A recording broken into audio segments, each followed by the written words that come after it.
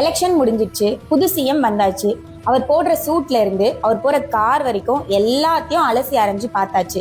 இங்க இவ்ளோ பிரச்சனை நடந்துட்டு இருக்கப்ப ஒரே ஒரு குரூப் மட்டும் இத பண்ணிட்டே இருக்காங்க. அவங்களுக்கு எவ்வளவு தைரியம் இருக்கும்? இவர் யாரு? பஸ்ல ஏதோ கொடுத்துட்டு இருக்காரு.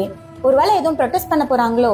2009ல தமிழகத்துல கொலை பண்ணப்பட்ட 1,46,679 தமிழ்ஸை மறக்காம அவங்கள நினைச்சு கேண்டில்ஸ் ஏத்துற வழக்கம் 16 இயர்ஸா மெரினா பீச்ல நடந்துட்டு இருக்கு. சரி, இதை நடத்துறது யாரு? திருமுருகன் காந்தியும் அவரோட மே 17 மூமெண்ட்டும். யார் இவங்க? எலெக்ஷன் முடிஞ்சு ஜெயிச்சவங்க எல்லாம் கோட்டைக்கு போயாச்சு. டிஸ்கஷன்ஸ் எல்லாமே அதை சுத்தி நடந்துட்டு இருக்கப்போ இவங்க மட்டும் மக்களோட பஸ்ல என்ன பண்ணிட்டு இருக்காங்க? 2009ல ஈழத்துல தமிழர்கள் கொல்லப்பட்ட டேட்டை நம்ம யாரும் மறந்துடக்கூடாதுன்னு அந்த டேட்டையே நேமா வச்சு மூமெண்ட் ஸ்டார்ட் பண்ணிருக்காங்க. 4-5 பேர்ல ஆரம்பிச்ச மூமெண்ட்ல இன்னைக்கு பல்லாயிரக்கணக்கான மக்கள் சேர்ந்து பயணிச்சுட்டு இருக்காங்க. தமிழர்களுக்கு ஒரு பிரச்சனைனா அது தேனி நியூட்ரினோவா இருக்கட்டும், Neduvasal hydrocarbon, Jallikattu issue, Mullai Periyar issue, Kaveri நதிநீர் பிரச்சனை, விவசாயிகள் பிரச்சனை, மீனவர்களோட பிரச்சனை, டி எஸ்டேட் லேபர், ஆணவ படுகொலைன்னு அதை எதிர்த்து இவங்க இறங்கி பண்ணாத ப்ரொட்டஸ்டே கிடையாது. இவ்வளோ ஏன், நம்ம பிரைம் மினிஸ்டர் ஆகி ஃபர்ஸ்ட் டைம் தமிழ்நாட்டுக்கு வந்தப்போ ஃபர்ஸ்ட் டைம் கருப்பு கொடி காட்டினதோட மட்டும் இல்லாம இன்னைக்கு வரைக்கும் காமிக்கிறாங்க. சிட்டிங் சிஎம் ஆளுநர் பதவியேற்க விடாதப்போ ஃபர்ஸ்ட் ஆளுநருக்கு கண்டனம் தெரிவிச்சதே மே 17 மூமெண்ட் தான். இதை தவிர இந்த மூமெண்டோட லீடர் திருமுருகன் காந்தி நேஷனல் மீடியால இருந்து உள்ளூர் மீடியா வரைக்கும் சங்கிங்களை கதறவிட்ட வீடியோஸை நீங்க சோசியல் மீடியால பார்க்கலாம். இவரை பத்தி சீனியர் பொலிட்டிக்கல் லீடர்ஸ் என்ன சொல்றாங்கன்னு பாத்துடலாமா? அவர் ரொம்ப ஸ்டஃப் உள்ள ஆளா இருக்கிறாரு, அதுதான் பிரச்சனை.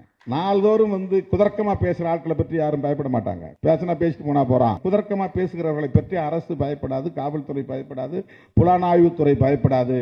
ஆனால் பெரிய படை இல்லாமல் ஒரு இயக்கத்தை சிறிய அளவிலே வழிநடத்தி கொண்டிருக்கிற தோழர் திருமுருகன் காந்தியின் மீது அடிக்கடி வழக்குகள் ஏன் போடப்படுகின்றன என்றால் இவர் உலகளாவிய பார்வை கொண்டவராக இருக்கிறார். பிரச்சனையை கருத்தியல் சார்ந்து இளம் தலைமுறையினரிடத்தில் எடுத்து செல்லக்கூடியவராக இருக்கிறார். அதுதான் பிரச்சனை.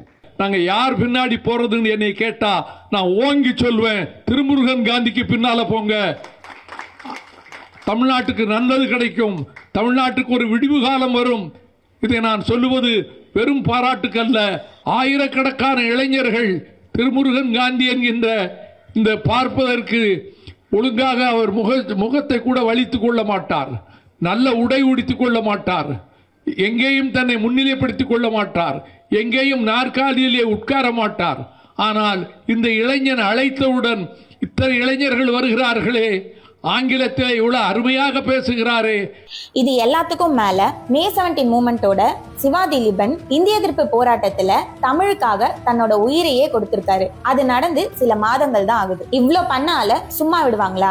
ஜெயலலிதாவோட டெத்துக்கு அப்புறம் பிஜேபியும் ஏடிஎம்கேயும் சேர்ந்து பண்ண அட்ராசிட்டிஸை பார்த்து அதோட பீக்கான ஸ்டெர்லைட் ஷூட் அவுட்டை பார்த்து யுஎன்ல பேசினதுக்காக இவரை அரெஸ்ட் பண்ணி ஜெயில விஷம் வச்சு கொல்ல பார்த்தாங்க. ஆனா இது இவரோட செகண்ட் அரெஸ்ட் தான். அப்ப ஃபர்ஸ்ட் எப்போன்னு கேக்குறீங்களா? 2017ல ஜல்லிக்கட்டு ப்ரொடெஸ்ட் முடிஞ்ச பிறகு அதே மெரினா பீச்ல ஈழத்தமிழர்களுக்காக நினைவேந்தல் பண்ண போன அவரை பிஜேபி அண்ட் ஏடிஎம்கே கவர்மெண்ட் சேர்ந்து அரெஸ்ட் பண்ணி ஜெயில போட்டாங்க. அப்பயும் விடலையே, தொடர்ந்து ட்ரை பண்ணி கடந்த சில வருஷங்களா பெசன்ட் நகர் பீச்ல நினைவேந்தல் நடத்திட்டு இருக்காங்க. இந்த வருஷமும் நடக்குது.